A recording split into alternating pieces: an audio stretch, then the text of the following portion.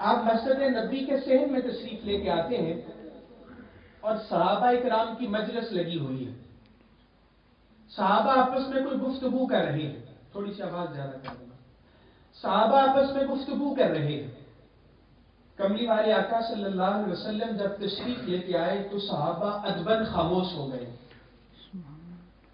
محفل کا یہ ادب ہوتا ہے، طریقہ ہوتا ہے کہ بڑا آ جائے تو چھوٹے خاموش ہو جاتے ہیں. تو رسول اللہ صلی اللہ علیہ وسلم سے بڑا تو اللہ نے کائنات میں کسی اور مخلوق میں پیدا ہی نہیں کیا، تخلیق ہی نہیں کیا. خدا کے خالق ہونے اور مخلوق کے مخلوق ہونے کے فرق کے بعد محمد مصطفیٰ صلی اللہ علیہ وسلم سے بڑا اللہ نے کائنات میں کسی کو تخلیق نہیں فرمایا. سبحان اللہ.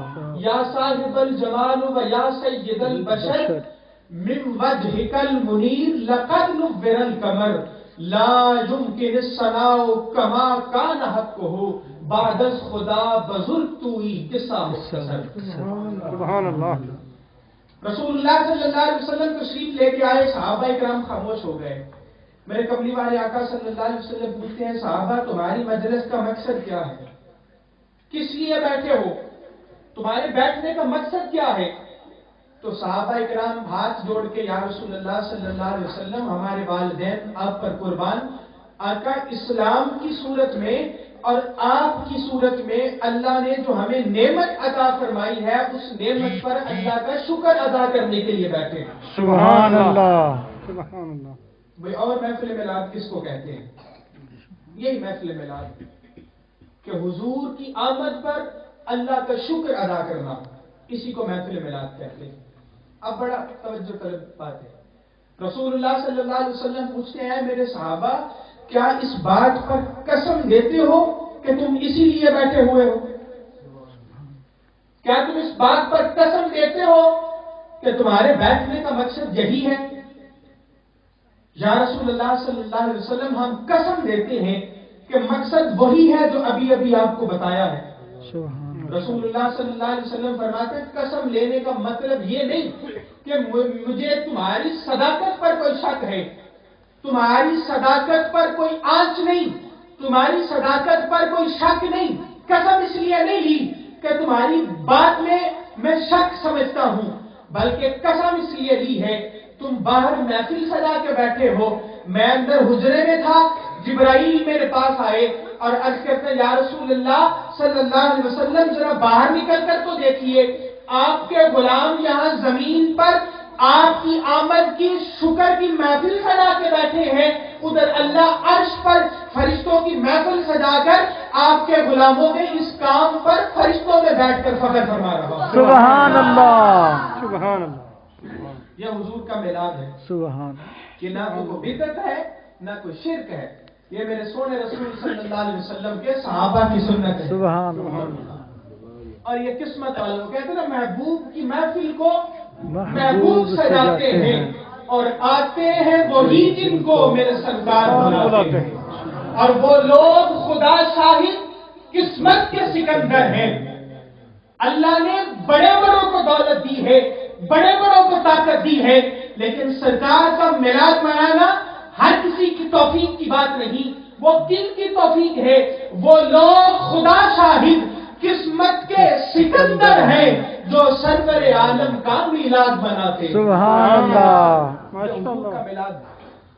محمد صاحب ایک سوال یہ ہوتا ہے کہ آپ کہتے ہیں جی حضور آئے تو بڑی رحمتیں آئیں، حضور آئے تو بڑی برکتیں آئیں، حضور آئے تو بڑی شفائیں نازل ہوئی، لیکن حضور تو آج سے 1400 سال پہلے ایک دفعہ آ گئے، حضور کی ولادت ہو گئی، تم کہتے ہو ہر سال میلاد مناؤ، تم ہر سال جھنڈیاں لگا لیتے ہو، تم ہر سال بتیاں لگا لیتے ہو، ہر سال لنگر پکا لیتے ہو. یہ ہر سال کا میلاد کیسا؟ یہ سال سال کا میلاد کیسا؟ حضور تو 1400 سال پہلے آ گئے. سوال کی سمجھ آ گئی نا جی آپ کو؟ کیوں جی؟ سوال کی سمجھ آ گئی نا؟ حضور تو 1400 سال پہلے آ گئے، یہ ہر سال میلاد کیسے ہوتا ہے؟ ہر سال برکتیں کیسے آتی ہیں؟ اس سے پہلے کہ میں جواب دیتا، قرآن کا 30واں سپارہ بول اٹھا، ایک پوری سورہ نے بیان کیا کہ انا انزلناہ فی لیلۃ القدر وما ادراک ما لیلۃ القدر. اللہ نے پوری سورہ میں کھول کے بیان کر دیا کہ آج سے 1400 سال پہلے ایک رات میں قرآن اترا تھا، ایک رات میں قرآن نازل ہوا تھا۔ اب قرآن بول کے کہتا ہے کہ وہ رات جس رات میں قرآن آیا تھا، ہر سال جب وہ رات آتی ہے اللہ کی شان قدرت پہلے آسمان پر نزول بھی فرماتی ہے، فرشتے بھی آتے ہیں، برکتیں بھی آتی ہیں، سلام بھی آتا ہے، رحمتیں بھی آتی ہیں۔ تو میں یہ کہتا ہوں کہ جس رات میں قرآن آیا ہے وہ رات قیامت تک برکتوں والی رات ہو گئی ہے۔ تو جس رات میں وہ نبی آئے، جس دن میں وہ نبی آئے، جس مہینے میں وہ نبی آئے کہ جس کے سینے پر الحمد کی الف سے لے کر والناس کی سین تک پورا قرآن اترا ہے، وہ نبی کی آمد کا پورا مہینہ بھی قیامت تک رحمتوں والا مہینہ۔ سبحان اللہ، اللہ اکبر، یا رسول اللہ، یا علی۔ سمجھ آئی کی بات؟ قرآن مجید فرقان حمید کا 30واں سپارہ، اللہ فرماتا ہے جس رات قرآن اترا، اب بھی جب وہ رات آتی ہے اللہ کے فرشتے بھی آتے ہیں۔ حدیث پاک پڑھو، سرکار انبیاء صلی اللہ علیہ وسلم فرماتے ہیں اللہ کی ذات قدرت کا پہلے آسمان پر نزول ہوتا ہے۔ ویسے تو اللہ ہر جگہ پر موجود ہے، لیکن ترغیب دینے کے لیے رسول اللہ فرما رہے ہیں اللہ کے فرشتے بھی آتے ہیں، سلام بھی آتا ہے، رحمتیں بھی آتی ہیں، برکتیں بھی آتی ہیں۔ تو جو قرآن جس رات میں اترے وہ رات تو رحمتوں والی، وہ رات تو برکتوں والی، تو اس نبی کی آمد پہ کتنی رحمتیں ہوگی۔ جو بولے تو قرآن بنتا ہے، جو اٹھے تو قرآن بنتا ہے، جو چلے تو قرآن بنتا ہے، جو چپ کرے تو بھی قرآن بنتا ہے۔ سبحان اللہ، میرا رسول بولے تو بھی قرآن، چپ رہے تو بھی قرآن۔ کریم آقا صلی اللہ علیہ وسلم کی آمد پر کتنی رحمتیں ہوتی ہوں گی کہ قرآن جس نبی کی ایک ایک ادا کا نام قرآن ہے۔ میرے آقا جنگ میں تو قرآن بھی جنگ میں، حضور نبی کریم صلی اللہ علیہ وسلم مسجد میں تو قرآن بھی مسجد میں، حضور اپنے گھر میں تو قرآن بھی گھر میں۔ ارے اس سے بڑا ثبوت کیا ہو سکتا ہے کہ قرآن اپنے آپ کو نبی کے رنگ میں ڈھالتا جاتا ہے۔ ثبوت قرآن خود دیتا ہے۔ میرا نبی مکے میں ہو تو قرآن مکی بن جاتا ہے، نبی مدینے میں چلے جائے تو قرآن مدنی بن جاتا ہے۔ سبحان اللہ، ماشاءاللہ، قرآن حضور کے رنگ میں خود کو ڈھالتا ہوں، جدھر جدھر میرا رسول ادھر ادھر قرآن، حضور کی ایک ادا کا نام قرآن ہے۔ آئیے قرآن مجید فرقان حمید میں، اور میں اپنی ہر محفل میں یہ بات کہا کرتا ہوں کہ بھئی جو بھی آپ سے جھگڑنا چاہے، بحث کرنا چاہے، کبھی بحث نہ کیا کرو، صرف ایک بات پوچھا کرو۔ کوئی کہے نا محفل میلاد منانا اس طرح تو اس طرح نہیں جائز، کو جھگڑا نہ کرو، دلیلیں دینے کی ضرورت نہیں، ہمارے علماء دلیلوں کے انبار لگا دیتے ہیں۔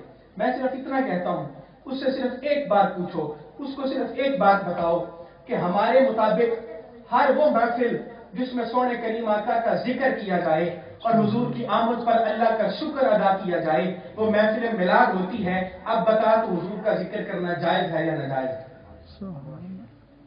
بھائی عاشقوں کے لیے تو اس سے بڑی نعمت کیا ہو سکتی ہے کہ کوئی ان کے محبوب کا نام لے، مرتب سے کہو کہ پھر چھیڑے اس جان تمنا کا قصہ، فرقت کے بیانک لمحوں میں کچھ دل کو سہارا ہو جائے۔